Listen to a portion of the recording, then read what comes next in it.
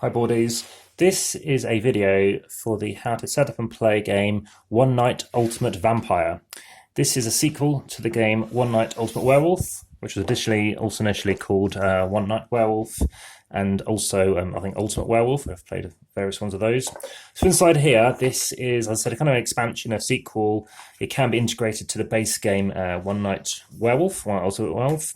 And similar to that game, and please check out my review and how to sort of play of that game, you're going to play the social deduction game with, it's recommended in your first game, 4 players. As an example, the priest and the vampire are quite key. You're going to have this. This is because in addition to the base game, you're choosing to add in some kind of extra abilities, things you need to be aware of.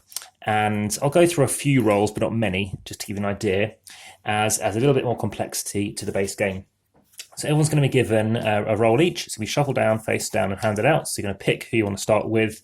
There's an excellent app that you should be using. You don't have to.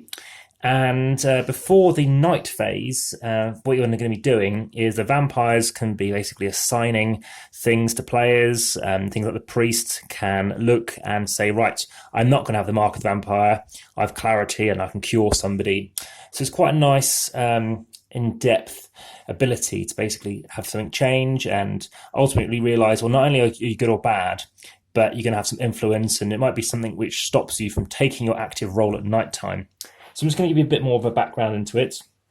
It's a short game. It's only 5 minutes long in terms of how you typically assess and analyze who you think is wrong and deduce that.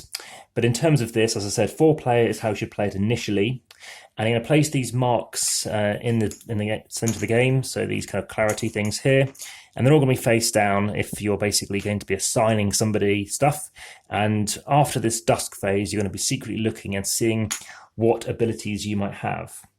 So in terms of this first game, there's going to be 7 cards because you can have 4, so that's 1 per each of the 4 players, and then you can have 3 in the center. So by having 3 in the center, it means that the vampire, there'll be a vampire in the game somewhere, could well be in the center. And in that case, after 5 minutes of voting and thinking, right, we're trying to kill this vampire, everyone's going to point. And whoever has the most votes is going to get shot, and if it gets revealed to be a vampire, then the villagers win.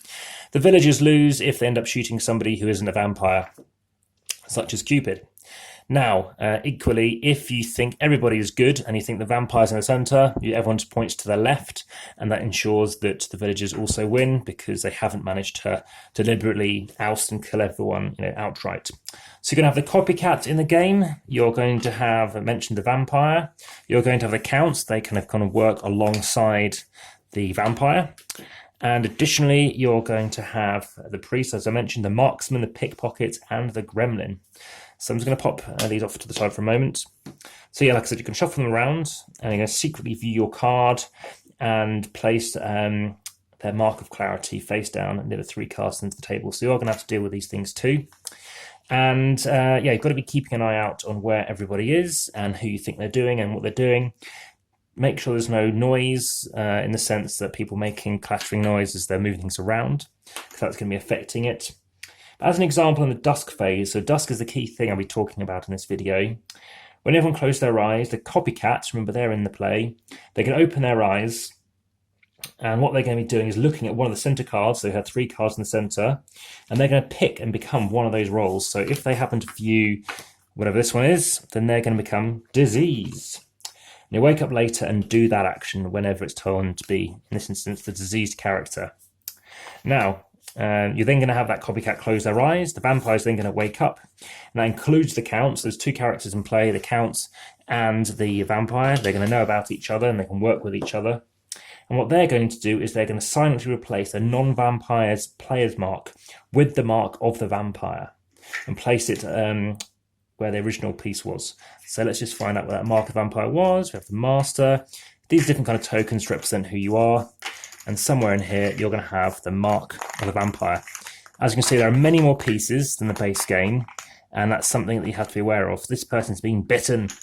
And if they're bitten, then of course you run the risk that, like in real life, shall we say, you might well actually be hurt. And of course, could become and turned into being a vampire, a lichen or whatnot.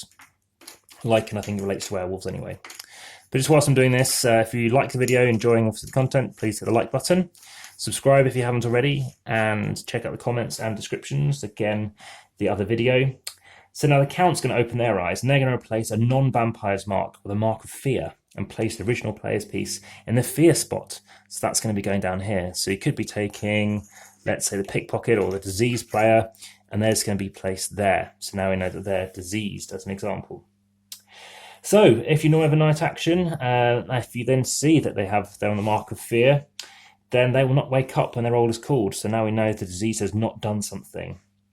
So those are the key things. As I mentioned about the priest, if when they open their eyes and exchange their mark without looking at it for a mark of clarity. So suddenly, if you do get a mark, get bitten or something, you can then move it from wherever it might be, which might be on your character piece, over to mark of clarity. And after that, everyone then closes their eyes, including the announcer. Then the marksman, or then at night time, they'll be opening their eyes, and they quietly look at the mark of one player and the card of another player. Then they're going to close their eyes. The pickpocket's going to open their eyes, and they quietly exchange his mark with a mark, or they say his, I think it's he or she, obviously, it's very bad of them to not do that, with the mark of another player, and then uses a new mark. And the gremlin will open their eyes and switch marks between two other players. So very similar roles to the other thing. And then you have the day phase. That's where you're going to be discussing stuff. So you can obviously mix things up together. You can obviously delay how long you want to choose to discuss stuff. You can get other things like playmats to make things quieter, bonus packs so you can do additional sort of searching, card sleeves to make sure they don't mark things. So there's various options here. You can do battles of things like that. And yeah, lots of different characters. Like I say, it's a lot more fiddly, doesn't hit the table much at all, and it's just an alternative way of playing One Night Ultimate Werewolf, especially if this is a theme you prefer, and you find that it can be a little too easy, not necessarily easy, but it can get a bit samey playing One Night Ultimate Werewolf, and hence, and Daybreak's great too.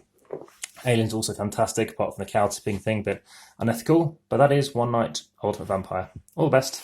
Bye for now.